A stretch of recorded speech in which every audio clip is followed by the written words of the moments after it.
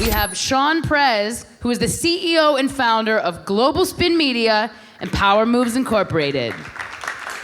Good afternoon, everybody. I want to bring out our first esteemed guest. You know this man, he's a legend.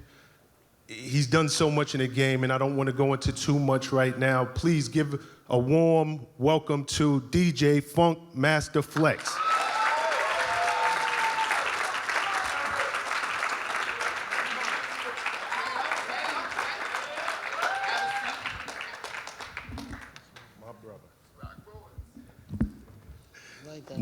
Next on our panel, I don't think this man needs any introduction. He's Mr. Miami himself. Give it up, his name says it all. DJ Irie.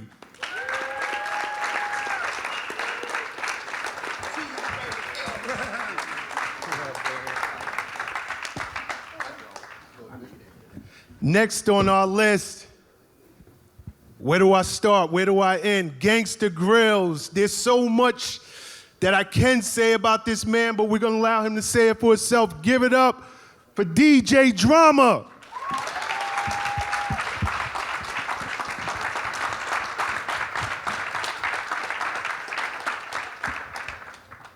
And last but certainly not least, Queen's own, 1/3 of the Breakfast Club. Please give it up to DJ Envy.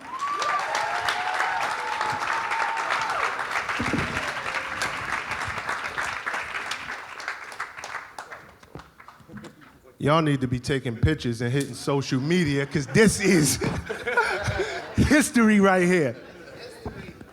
Oh my God. All of these men have multiple things in common, but one above all is they have been able to take their brand as DJs to turntables and branch out and do other things that have been far beyond music and the turntables. So guys, the common thread between you all is music. So speak to me. I want to start with you, Drama. How did your segue from just being a DJ and moving into the production and the executive production of overseeing an album come into play? Flex. Real-ish. You know, Flex and Clue were like my idols. You know, I mean, I came up watching them and just watching how amazing and how impactful their brands were, you know, and I just remember that feeling like when I got to Atlanta, you know, you couldn't go nowhere without hearing a Clue tape, you know, and just, for me, it was like I came up studying all types of DJs, but it was something special about the mixtape DJ because, you know, I didn't have to be in New York City to know Envy, or, you know, I didn't have to, you know, be centralized where there's a party somewhere or there's somebody's on the radio. Like mixtapes travel, and they were like a business card. So for me, the album was kind of the next step, and I kind of just manifested it. Honestly, I remember I had when I had Number Gangsta Grill series, I put on one of them like album coming soon, you know, and there was no album coming soon. But I manifested it like I put out into the universe what I felt and I wanted, you know, through something that I love to do and had a passion for. And, you know, thankfully for the time that I came up again, that path was already set. You know what I'm saying? So it was clear that, you know, there was an opportunity for DJs to put out albums, you know, which isn't an easy thing, you know, to get to that point where, you know, your name is of value to a company, and you know, and these guys will tell you, you know, going through the clearances and collecting the artists and producers and everything, it's a lot of work. But I took the experience that I had from mixtapes and kind of just formulated that into, you know, doing the same thing with an album. It was just a bigger platform.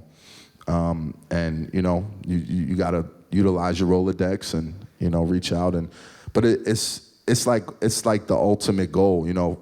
I know me as a DJ, when I started, I never thought I would have one album, let alone 5 albums or, you know, records on the radio or charting and things like that. So it just was as the opportunities presented itself. And then I studied the game. Like I was always a student of the game. I knew everything about every facet of DJing, whether it was, whether it was from the clubs, whether it was from turntablists, all of it, So, with that knowledge, I just took it upon myself, and, it's definitely important to have a good team and good people around you and good representatives, because anybody up here will tell you nobody does it alone, and it takes a good team around you to help you manifest your goals and your dreams.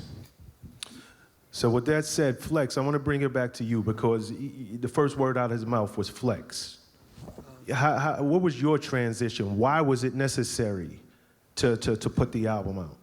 I think it was, maybe 94, 95, but I had saw people like Marley Marl and Red Alert and even Tech and Sway, and people put out albums where they licensed old records, which I always enjoyed.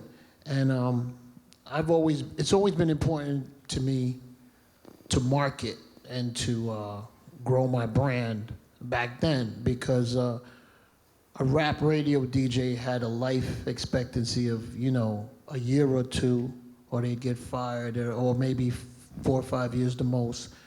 So I used to watch BET, and I was like, if I could make a new record and get these guys to play it with my face on it, that feels like the move. So in doing the new music, I was like, I got to get a video, I got to get some things, I got to get it further. And to be honest, and I want to be all the way honest, all the labels wanted to give me a deal because they really just wanted to put money in my pocket to play songs. So when I peeped that, I was like, okay. I signed to RCA Records, and I think Loud had just got going. But I had records before that, as a matter of fact. I was on Nervous Records with Black Moon, and I had some singles that did like 200,000. And Jessica Rosenblum had pushed me. She said, you need to make an album. The funny thing about RCA is I did the album. They didn't expect me to turn it in because they gave me the bread just to play the records. So when the first week I did 20,000 units, and they brought the president of BMG to the station. I was like, well, what's he doing here? Nah, you sold some records this week. I said, yo, it came out? He said, yeah. So I started to learn the marketing game. I started to learn the label game, and I got 20,000 for the first one, and then that one ended up sending 300,000. So marketing, to be honest, was really, I love the music and I want to market myself, and if I can get a label to spend money to promote my name was important to me. Thank you. Envy, from a passion standpoint, how did you make the transition from DJ? Obviously, we all know about the Block Party Volume 1, the co-op. How did you go into your own album situation? I mean, I followed Flex and Clue because I thought that to make it as a DJ, to see your idols, you had to have an album. Like, I have to do an album. And then kind of what Flex said, you realize that doing an album is more of a headache than anything else. You realize that these artists aren't your friends, that they only need you when it's time for them to do a project, and you be like, I don't like this. I tell this story all the time, he's gonna be pissed off. When Noriega first came, I know y'all laughing, y'all might know the story, because I still holding on Nori's ass. And he's down here, just so you know. Yeah, I know. Nori's here? We squashed it out though, but I used to pick him up in my mom's caravan, because Nori didn't have a license. Before Nori was popping, I would pick him up and take him to the city, and we would do mixtapes and album, everything with Nori. And Nori popped. CNN came out, he popped. His single album came out, he popped. So I thought, we popped. So now it's time for me to do my album. I finally got a deal, I got a budget, and I called Nori, what's up, bro? Yo, I need you on my album. He says, all right, no problem. I said, I'm gonna send you the track over. He goes, wait, we gotta handle a business first. I'm like, all right, the clearance, right? He's like, nah, I need 30,000. The same guy that I just drove to the city, 30 what? I need 30,000. Well, Nori wasn't on the album. Me and Nori didn't speak in 10 years, but we speaking now. But it just made me realize that I necessarily didn't want that headache. That, it's a business. So the passion was making records and making records that I thought belonged on radio. And I didn't know the politics. I didn't know that you had to pay for ads and you got to have this type of record and you got to do. I didn't care about that. I just wanted to make the music. They told me my voice was too squeaky, I was too dark, funny looking, fat, and I didn't sound like Kid Capri.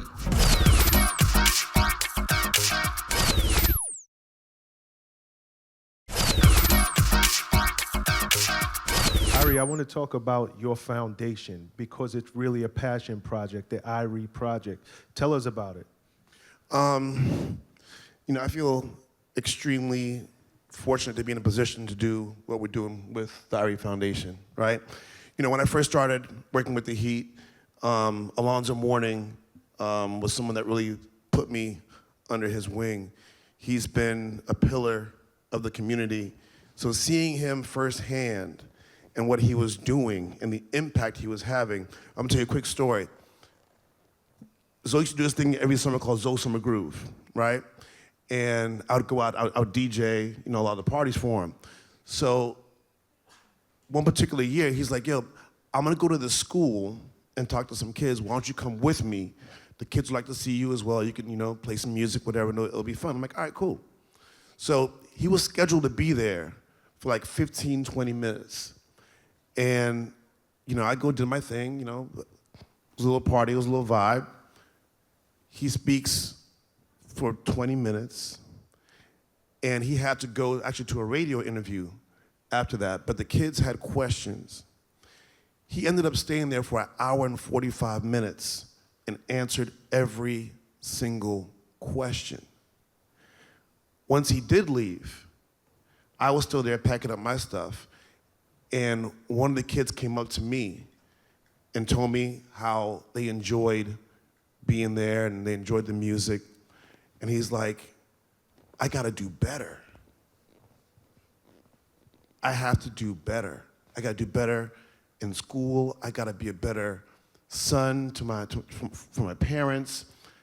And the kids are telling me how inspired he was to be a better kid, all because Alonzo took that time to talk to them. That was the most powerful thing I'd ever witnessed. Because a lot of times you might think like, okay, you know what?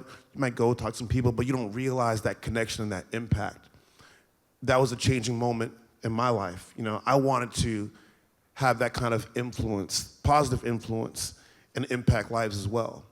So, as things progressed and found myself in a position to be able to start the foundation, it was important to me because I couldn't be the person that I am today without the love and support from so many people that helped me along the way. And sometimes that's all it takes.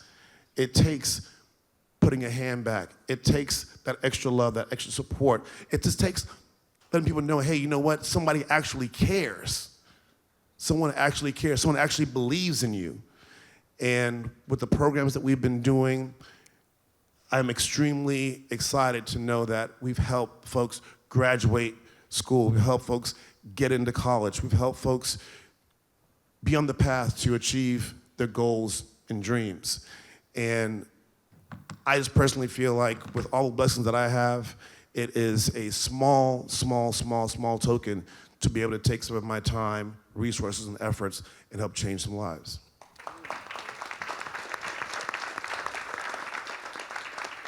And just one footnote to that, I read that your Irie Foundation, Irie Weekend, has raised $750,000 to give back to local Miami youth. So give it up for Amazing. Thanks, guys. Thank you. Let's talk about overcoming obstacles, because I think it's important. I think that, so many of you guys who are in the audience today, you're looking at men who have beat their craft, learned, and stayed up and hopped on planes, got off planes, no sleep, year over year over year. And I think that, especially in this millennial generation, it's sometimes felt that it's supposed to happen overnight. So let's talk about overcoming obstacles. Flex, you are the king of, let's say, having an opinion. Is that a good way to put it? Talk about some obstacles that you've overcome. Man, I don't know where to start. And what's the driving force to keep you going? I am extremely competitive. And as we all stand up on this stage together, we compete against each other too. We're very competitive. And, I always want to stand my ground. I remember, people told me I wasn't going to be nothing. They told me my voice was too squeaky, I was too dark, funny looking, fat, and I didn't sound like Kid Capri. So, I was odd man out, and I had to figure out my niche, to be effective. People like Capri and S&S, they had Harlem on Smash, and, I needed my own place. And to be honest, I'm from the Bronx, but I was screaming Brooklyn every place I could go to just get to just to come to my parties and to just come down. And, when I ran into a person, he said, "Yo, you from Brooklyn?" Yeah. Come on in. That was a big obstacle for me because, people don't sometimes mention Kid Capri like they should, like Red Alert and Kid Capri. Kid Capri was, Red Alert was the standard for radio. It was a standard, how he did it and what he did. And if you weren't doing it like him, you were subpar. And, Kid Capri was screaming on that Def Jam comedy. And let me tell you something, I know, a lot of people don't remember, but Kid Capri was on the radio for 1 year or 2 on BLS. And it was the most amazing 30 minutes of brutal DJing I ever heard in my life. And it was a tone he set. I never heard a guy play a record for 30 seconds, scratch it, get it on, scream, and get to the next one. And I ain't gonna lie, I bit the whole thing. So I'm gonna keep it 100. But that was the bar, and those are the things you had to overcome. There's always, as you're coming up, you're seeing us now. For Irie, there was someone that he had to get above. Drama had to get above someone. Envy had to get above someone because someone held that crown. And the thing is to not give up and to not copycat a style and to come with your own style and not give up. And probably the biggest transition for me, Prez, is, my first show ever was playing a bunch of new records for an hour at midnight. And as the game changed, you know where it is now. Everybody wants tea, gossip, who's fighting who punched who in the face, who won that battle. And I had to learn to incorporate that into my show and into my presentation on top of staying on top of my freestyles and my music and where it is. So to be honest, the people who adapt to what people want are the people who survive without selling yourself out, selling yourself short, still chasing your passion. And as a DJ, we don't dictate. And I know people think that.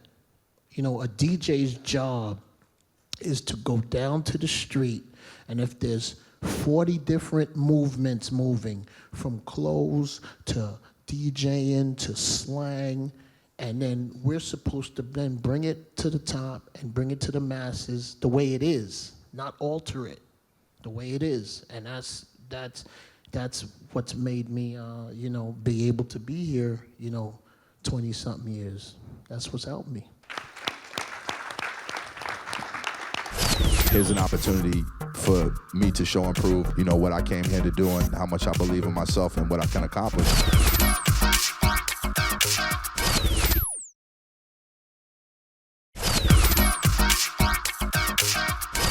Drama.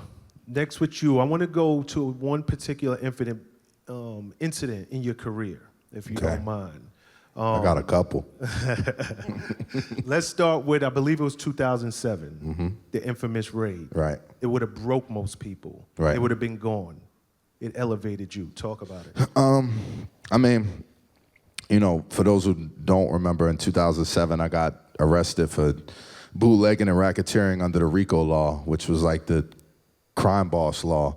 They came to my studios afternoon and locked me and my partner up, Don Cannon, and confiscated 50,000 CDs. And the charges were later brought down, but yeah, it was a big deal, you know, especially in the mixtape world at that time, and a lot of things were changing around us with the internet and so forth, and you know, it kind of freaked a lot of the mixtape business out. And the crazy part about it at the time is, you know, I did majority of my business directly with artists and record labels, so you know, it was a fine line of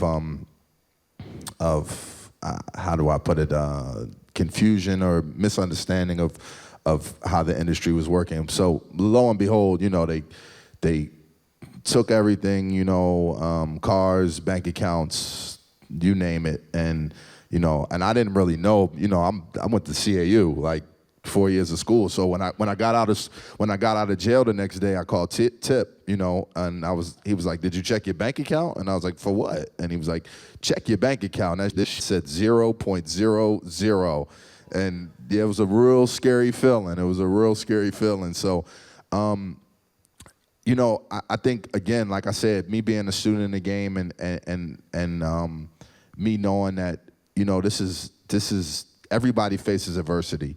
You know, all of the greats, everybody on the stage, anybody, you know, Puff himself, you know, he's the king of overcoming adversity, you know what I mean? And I just, when I looked at it, it was like, here's an opportunity for me to show and prove, you know, what I came here to do and how much I believe in myself and what I can accomplish. And honestly, you know, it didn't take me too much time to realize that it kind of made me a little more famous than I was before. And it was, you know, I was able to turn the situation into something good. Right before that, Billboard magazine had told me I could, you know, they would never put a DJ per se on the cover. And then, you know, after the raid happened, they told me I could get the cover if I would give them the exclusive. So, you know, God works in mysterious ways, and you know, you're gonna face obstacles at every period. You know, I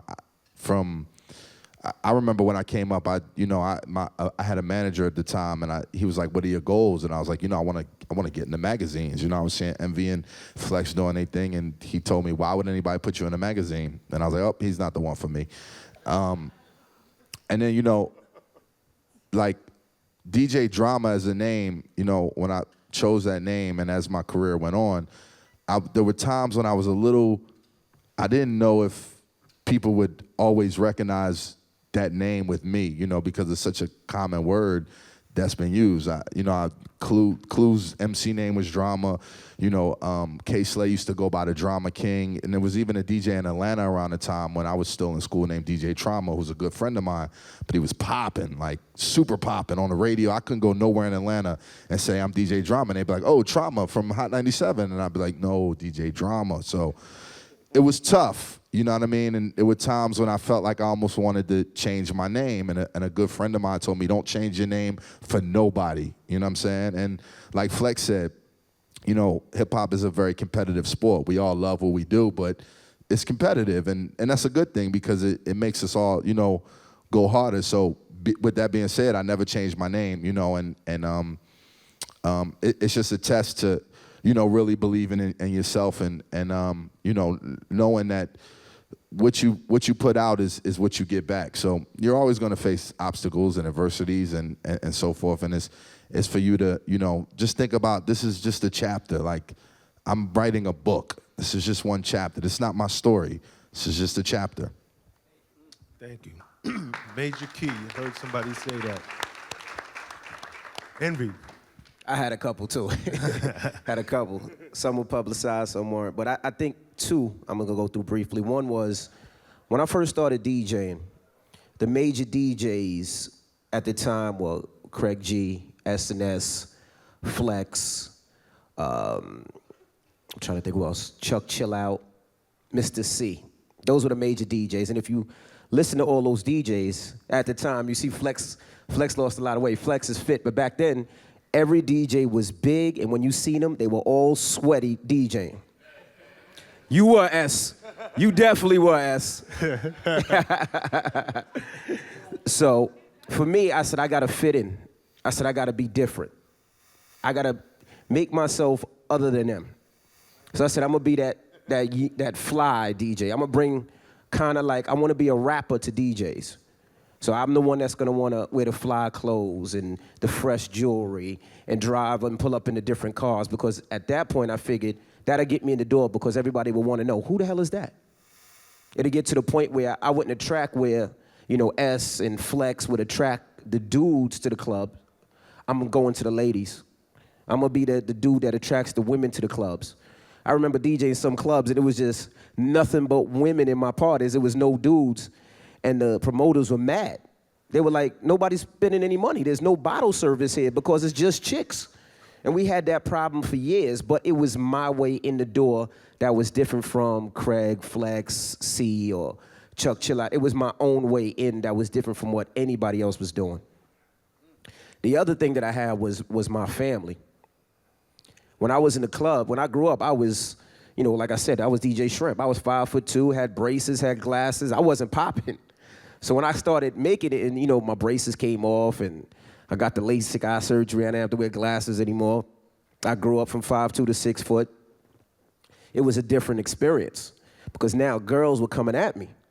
So it was different. So my high school sweetheart, I was Rashawn at home. But when I was in those streets, I was DJ Envy. And my craft was filled up my family. So I had to find a line to say, you know what? This music is great. This money is great. But at the end of the day, me raising these kids and me being a family person, I have to kind of bring it together. But at that time, everybody wanted to be young.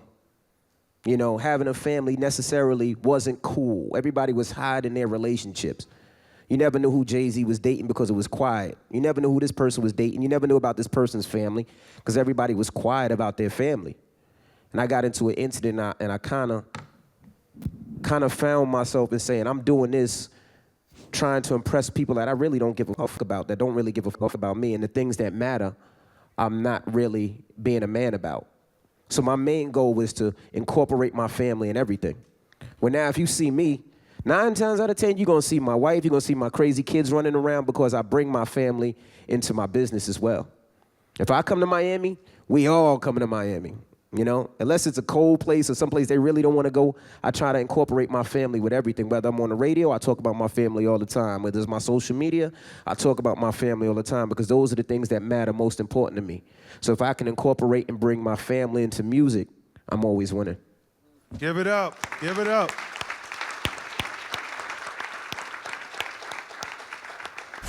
One of the biggest things a brand could ever do is attach their name to yours.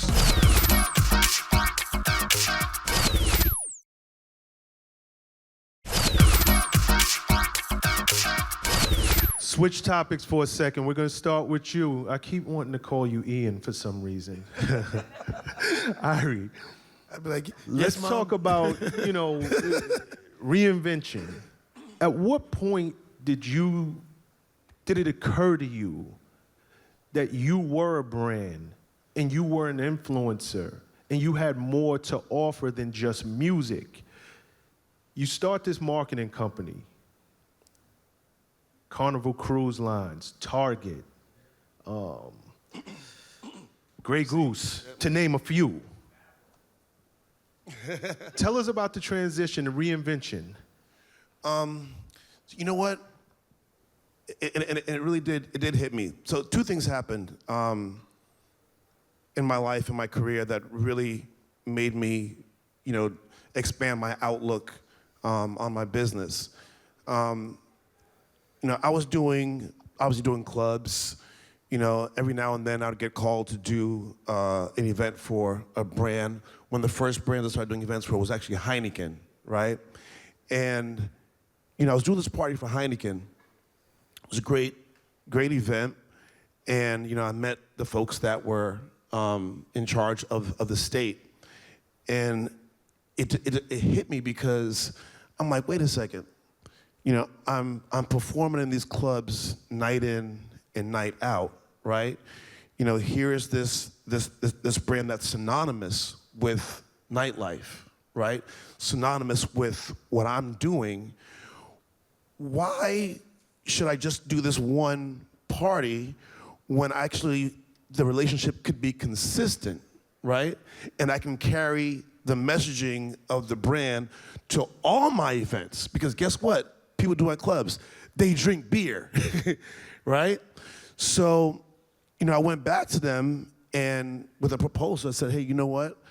I want to carry that torch for the brand with all my events, right? I mean, why should this stop at just doing one event at one time? And they got it. They understood it. And for me, I was like, wait a second. I started to aggregate all the things that I was doing. So I'm playing the games, right? 29,000 people, in the arena at every game, right? I'm doing clubs night in and night out, thousands of people when you add that up. Well, that is value to a brand, right? That is a lot of reach. That's a lot of people that we're able to deliver a consistent message to, right? But the important thing is they have to believe in the messenger, right? Go. So I want to make sure I set myself up as a credible messenger, not only for my audience, but to the brands. Because let me tell you something. One of the biggest things that a brand could ever do is attach their name to yours. That is such a huge responsibility. It's a huge responsibility. So to get that credibility, to have them believe in you, and we're talking about benchmark brands, multi-billion, the Targets, the Pepsis, the Carnival Cruise Lines, you know what I mean? So when I realized that level of responsibility and how I had to pivot and live my life and conduct my business to be an asset, and a conduit for them, that literally changed the whole trajectory of my career and my business, Congratulations, man. Thank you, brother. Congratulations. Flex, you're the blueprint in so many different ways. Marketing company, don't want to go into that, just for time purposes. You've had about 4 or 5 different TV shows. And it kind of goes back to what we talked about in terms of passion. Has nothing to do with music. Talk about Ride with Funkmaster Flex and all of the different TV shows that centered around your other passion, which is cars. I remember I was doing MTV, which was MTV Jams, and the producer told me to put on a Tommy Hilfiger shirt. And I said, why do I have to put that on? I'm heavy. This is mad small. I'm looking nuts. I'm like, why? He says, no, they sponsored the show. And I had asked my wife, at the time, like, what do they mean, sponsored the show? Nah, they paid and they did whatever. So I did that for a couple more years, and then when I went to Spike TV, I said, I would like to produce and edit the show, turn the show in. You don't have to pay me anything. I want to get those stop sets, and if I bring a sponsor that I keep the money. You bring a sponsor, you keep the money. And they said, okay. So, but then I want to own the shows as well, so I could license them to other networks. But my passion, is cars, and I love the whole fixing and doing and making things happen. So there was a few brands, like Irie. I believe in brands that I like. So, I think I called Ford once and I said, I'm coming out there for a meeting. And they said, who are you? We'd never heard of you. And I said, I'd just like to come for a meeting. And they didn't take the meeting. I went to Chevy. Chevy took the meeting. Ford heard I was in Detroit. They called me the same day to come back.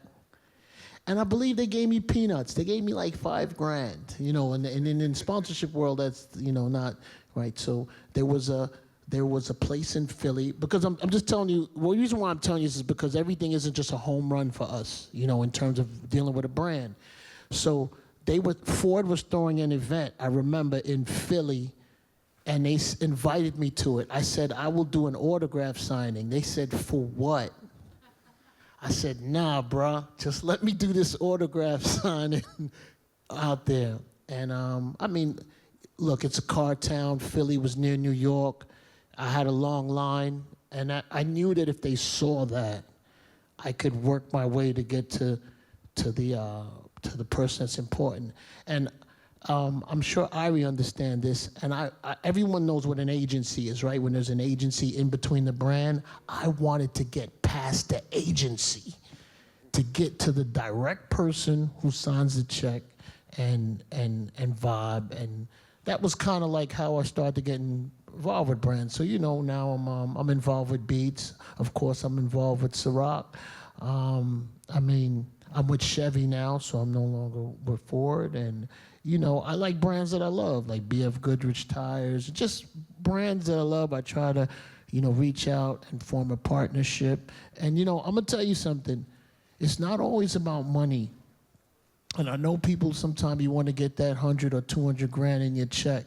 And I'm going to give you probably a very important jewel today. 200,000 in your bank account without a brand marketing, promoting, and standing next to you means nothing. It's just 200 grand you can make. So I know that sounds nuts.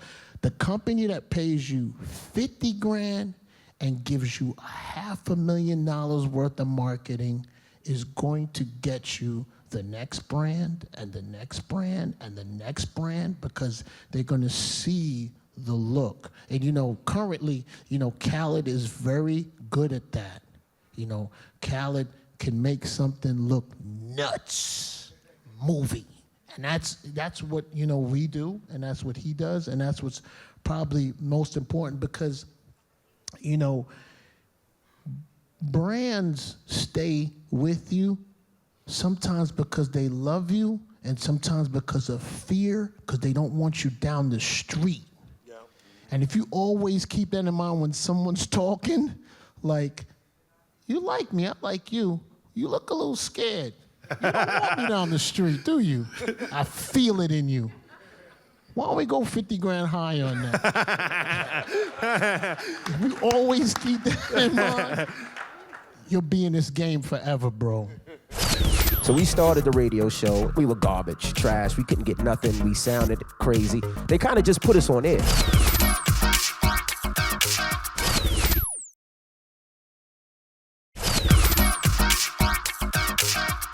Drama, and I want to go just a little different, and I want to give it up. Guys, if you do not know, Drama has won more Global Spin Awards than any other DJ since the inception. I'm gonna try to keep it that way. Envy's coming for me. Yeah. Humble Man, Little Uzi Vert. How's that come about? It's not rocket science. My man Don Cannon came back from Philly and said, hey, this is this kid, Lil Uzi Vert. He had heard DJ Diamond Cuts play him on Power 99, and I said, run it. I don't want to put too much thought into it, per se. And, we met Uzi, and we started just kind of building a relationship. He started recording at Mean Street Studios. We took him to South by Southwest 2015, and that was kind of his almost like coming out party. He did a record with DJ Carnage, who's a huge EDM DJ, called What Do You Want? It was Uzi's record originally. The record started to catch some traction.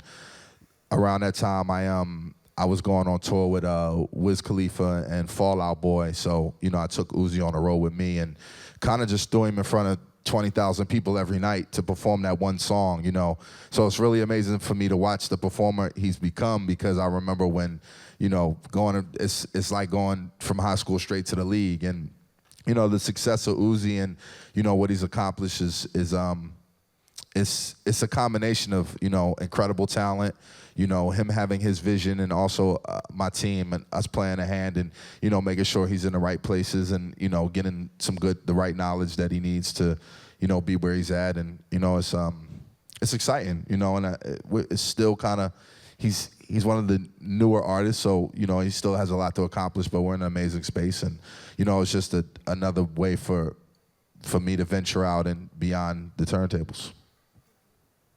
Yeah. Good job, good job. We're gonna reel it in. Envy, I'm gonna ask you a question, then I'm gonna end it by asking you all the same question, and just very short and sweet, and then we're gonna open it up to you guys and do a Q&A. Envy, we'd be remiss if we did not talk about the Breakfast Club. You guys are making history day in and day out. Thank you. Talk to us about how the Breakfast Club came to be and how it has changed your life. Power 105 was trying to get at every DJ on the station. At the time, they needed a new morning show. So they called me in the office and said, hey, Envy, would you do mornings? And I'm like, no. So I said, all right, well, you know, who else is working? And they was like, well, we got this kid. His name is Charlemagne the God. I'm like, whoa. I'm like, that dude has been fired 4 times. I got a wife and I got a family. I'm like, there's no way I'm working with him. They was like, no, give him a shot. Give him a chance. He's a good guy. I'm like, we got to put a clause that if Charlemagne says something crazy and we get fired, that I'm still here. They was like, all right, we'll do that. So it was me and Charlemagne. So then we were looking for a female piece. Angela Yee was at Sirius. She just had been working with Cypher. And they said, all right, well, let's pick up. And it was really, really, really good. And I'm going to tell you why. I say this, we were all side bitches at one time. I was Miss Jones' side bitch, I was the sidekick. He was Wendy Williams' sidekick. She was Cypher Sound's sidekick. It worked out because we all knew how to share the spotlight. Nobody wanted to be, necessarily had to be that star. It was like, we knew when it was Charlemagne's turn, we throw the alley-oop. We know when it's Angela Yee's turn, throw the alley-oop. They know when it's my turn, they throw the alley-oop. So we started the radio show, and we were garbage, trash. We couldn't get nothing. We sounded crazy. They kind of just put us on air. And it got to the point where it was almost a wrap. Program directors were not looking in your face anymore. They were just walking past the studio, not saying hi. The writing was on the wall. And one day, Ray J called. Drunk, high. And, you know, he called and was like, yo, we're going to put Ray J on the air. He wants to talk. I said, Ray J, don't curse. Put him on the air. Yo, I just punched that motherfucker Fab in the face. Whoa! Hold on, Ray J. We taped that call, and that was when Ray J and Fab had that fake fight. It really wasn't a fight, but Ray J thought it was a fight. Remember that? But that audio went everywhere. It made us a household name because everybody was referencing the Breakfast Club. Ray J called the Breakfast Club. TMZ, who really didn't do hip-hop or urban stuff at the time, talked about it, and it got us to a point where people were starting to talk about us, and we started gaining traction. And once we started with that traction, we started doing everything, every club together, everything that you could possibly imagine, where other program directors in other markets started calling. Well, we want to get MV, we want to get the Breakfast Club on this market. We want to get the Breakfast Club on that market. So we went from one market, they tried us out in 4 markets, to now we're in 70 markets. Wow. So it's a lot of work. You guys we still gonna work. Can we give it up for our panelists first and foremost?